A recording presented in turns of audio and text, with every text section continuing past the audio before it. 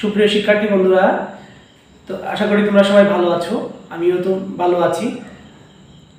আমার এই চ্যানেলের পক্ষ থেকে তোমাদের সবাইকে শুভেচ্ছা।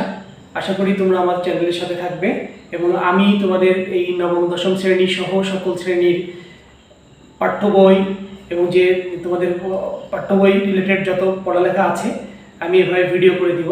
আশা করি তোমরা এই ভিডিওগুলো দেখবে এবং দেখলে তোমাদের পড়ালেখায় অনেক উন্নতি হবে।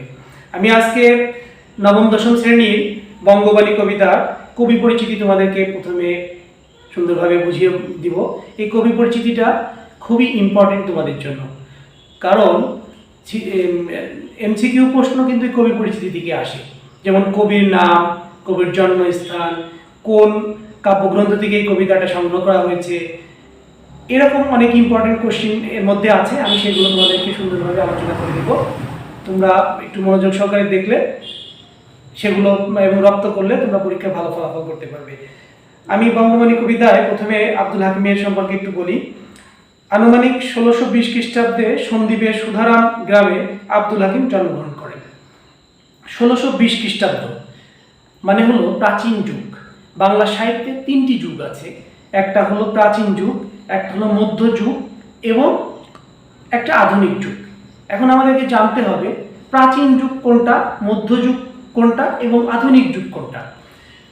বন্ধুরা, প্রাচীন যুগ বলতে আমরা 650 খ্রিস্টাব্দ থেকে 1200 খ্রিস্টাব্দ পর্যন্ত সময়কালকে প্রাচীন যুগ হিসাবে জানি এবং 1201 খ্রিস্টাব্দ থেকে 1800 খ্রিস্টাব্দ পর্যন্ত মধ্যযুগ হিসাবে জানি এবং 1801 থেকে চলমান যে সময়, এই সময়টা হলো বাংলা সাহিত্যের আধুনিক যুগ।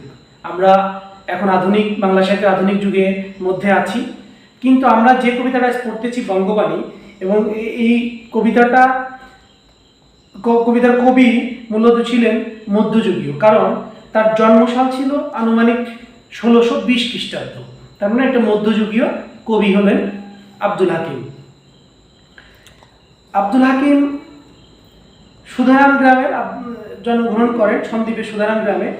মধ্যযুগের অন্যতম প্রধান কবি আব্দুল হাকিম স্বদেশের ও স্বভাষার প্রতি ছিল অপরিসীম প্রেম।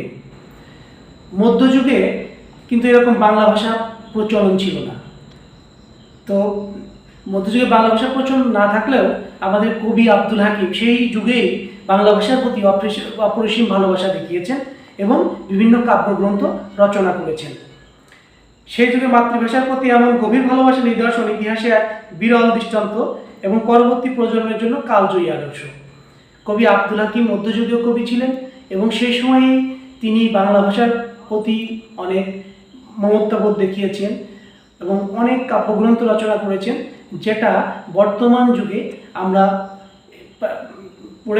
পড়তেছি এবং আমরা উপভোগ করতেছি। নূরনামা তার বিখ্যাত কাব্যগ্রন্থ। তিনি বিভিন্ন ধরনের অনেকগুলো কাব্যগ্রন্থ রচনা করেছেন, তার মধ্যে নূরনামা হলো তার সবচেয়ে বিখ্যাত কাব্যগ্রন্থ। তার অন্যান্য উল্লেখযোগ্য কাব্যগ্রন্থ হলো ইউসুফ জুলেখা, লালমতি, সয়ফুল মুলক, শিয়াবুদ্দিন নামা, নসিহত নামা, কারবালা ও শহরনামা।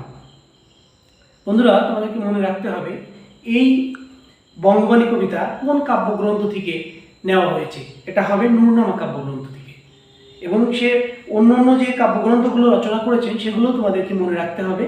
আমি এখানে উল্লেখ করলাম, তোমরা একটু মনোযোগ সহকারে এই জিনিসগুলো রপ্ত করবে, তাহলে তোমরা মনে রাখতে পারবে।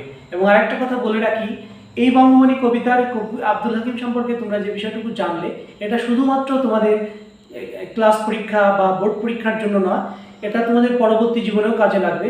যেমন ধরো বিশ্ববিদ্যালয়ে ভর্তি পরীক্ষা, চাকরির পরীক্ষা, এই সময়গুলোতেও তোমরা এই কবি আব্দুল হাকিম সম্পর্কে বিভিন্ন কোশ্চিন আসবে। সেই সময় তোমরা যদি আজকে যদি রপ্ত করে রাখো, তাহলে সেই সময় সুন্দরভাবে উত্তর করতে পারবে। যাই হোক, আমি আমার এই ক্লাসটা আজকে এই পর্যন্তই শেষ করছি। পরবর্তী ক্লাসগুলো আমি অধ্যায়টা এবং কবিতাটা এবং বাকি অংশটুকু আমি পরবর্তী ক্লাসে যুক্ত করব। সে পর্যন্ত তোমরা আমার সাথেই থাকবে। ধন্যবাদ সবাই।